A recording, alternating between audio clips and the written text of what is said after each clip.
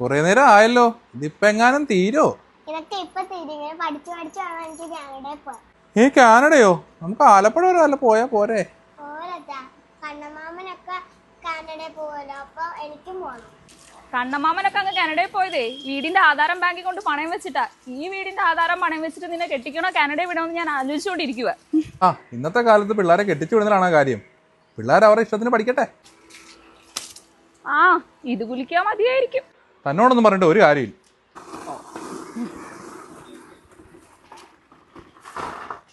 എനിക്കൊരു കാര്യം പറയാനുണ്ട്.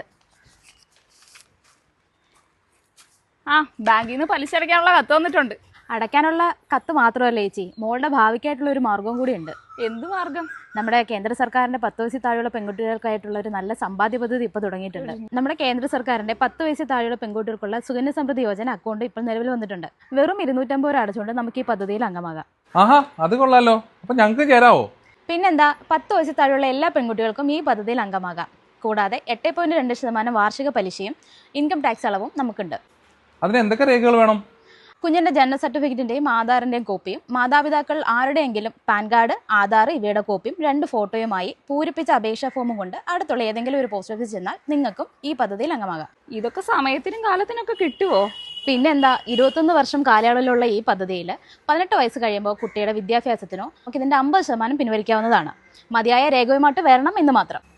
പലതുള്ളി പെരുവെള്ളം എന്നാണല്ലോ, അപ്പൊ നമുക്കും ചേരാല്ലേ?